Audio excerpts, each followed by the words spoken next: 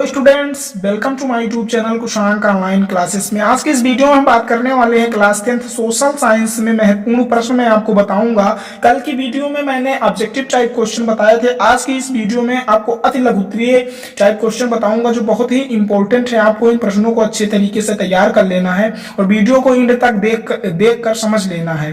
तो आइए देखते हैं जो पहला प्रश्न है वो क्या है। आधारभूत उद्योग क्या है? क्या प्रश्न है?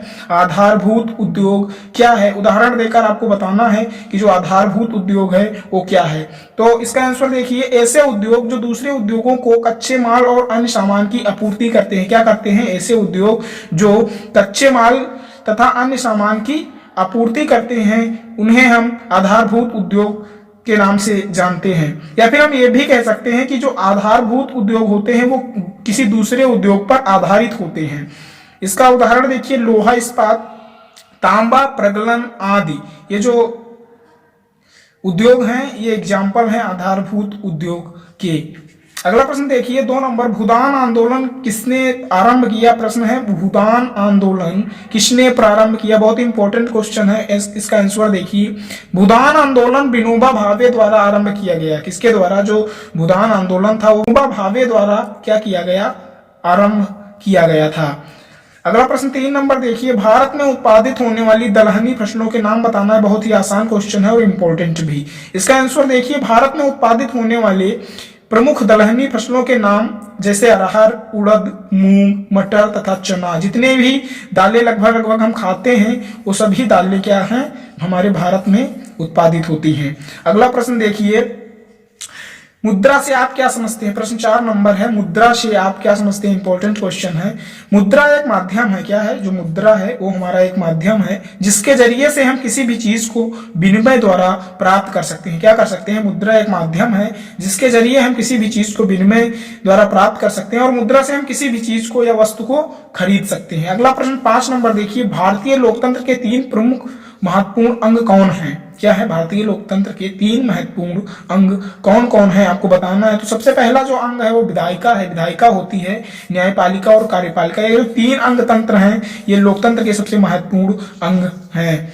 अगला प्रश्न देखिए, प्रश्न 6 नंबर है, औद्योगिक अवस्थिति को प्रभावित करने वाले 3 मानवीय कारक को बताना है। आपको क्या करना है? औद्योगिक अवस्थिति को प्रभावित करने वाले 3 मानवीय कारक को आपको बताना है। तो इसका आंसर देखिए, श्रम, पूंजी और बाजार। जो 3 अवस्थिति हैं जो प्रभावित करते हैं, कारक हैं जो औद्योगिक अवस्थिति को प्रभावित करते हैं। प्रश्न 7 नंबर देखिए, विनिर्माण क्या है? क्या है? निर्माण, विनिर्माण क्या है? अब यहां से डिफिनेशन में क्या कहते हैं जोड़ सकते हैं।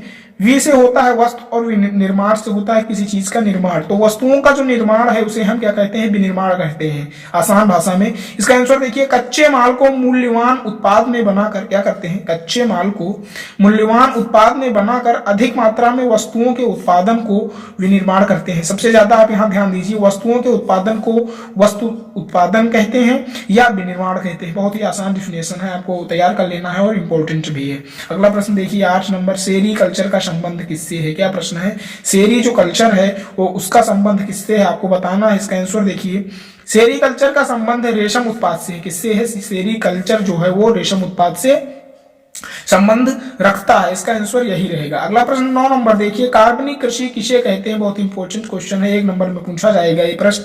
कार्बनिक कृषि किसे कहते हैं? कार्बनिक कृषि जैव उर्वरक पर आधारित कृषि होती है। क्या होती है? जो कार्बनिक खेती होती है या कृषि होती है वो जैव उर्वरक पर आधारित होती है या रासायनिक उर्वरकों के बिना ही की जाती है। क्या की जाती है? जो कार्बनिक कृषि है वो बिना रासायनिक उर्वरकों को प्रयोग किए ही की जाती है। अगला प्रश्न 10 नंबर देखिए, इंपॉर्टेंट क्वेश्चन है, पूछा जाएगा बहुविकल्पीय में या 1 नंबर में पूछा जाएगा। प्रश्न 10 नंबर है, जालियांवाला बाग हत्याकांड कब और कहां हुआ था? क्या हुआ? प्रश्न है, जालियांवाला बाग हत्याकांड कब और कहां हुआ था? जालियांवाला बाग हत्याकांड 13 अप्रैल 1919 को हुआ था। कब हुआ था? 13 अप्रैल 1919 को हुआ था और यह अमृतसर में हुआ था। कहां हुआ था? अमृतसर में। आई होप आप लोगों को जो मैंने 10 क्वेश्चन बताए वो समझ में आए होंगे। तो फिर मिलते हैं अगले वीडियो में, तब तक के लिए धन्यवाद।